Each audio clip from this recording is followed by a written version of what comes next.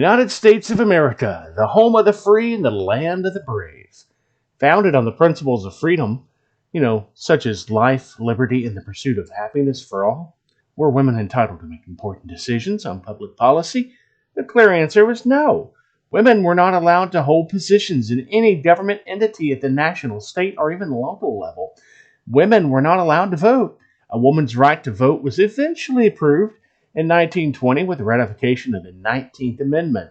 Finally, women were allowed to hold positions in government and serve in the American legal system as judges, prosecutors, and jurors in any case. Women could finally sue for divorce. Before this, women were considered property. Make sure you check out the latest book from Dan Brown. It's called Justifiable Homicide. It's available at Amazon.com right now, both paperback and Kindle version. Links are in the description. A young woman in Connecticut runs over and kills her ex-boyfriend in the driveway. A wife in Tennessee gets out of her bed, retrieves a gun from a nearby cabinet, returns to her bedroom, raises the gun, pulls the trigger slowly, and squeezes off two in the back of her sleeping husband. A young woman in Michigan sets fire to the bed that her husband is asleep in, thereby killing him and thereby sparking a blockbuster hit video from Hollywood. Yes, called The Burning Bed.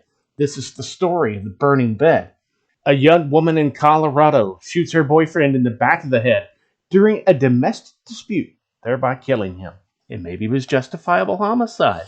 Check it out for yourself. A young woman in Texas pulls a gun out of the nightstand next to her bed, fires 3 shots into the husband, thereby killing him. The shooting occurred after the man had slapped and beaten her.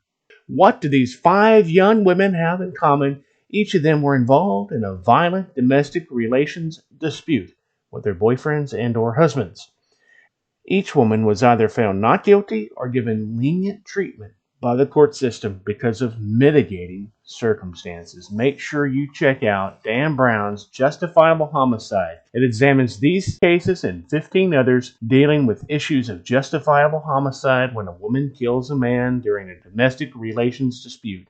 Every woman in America should order this valuable book.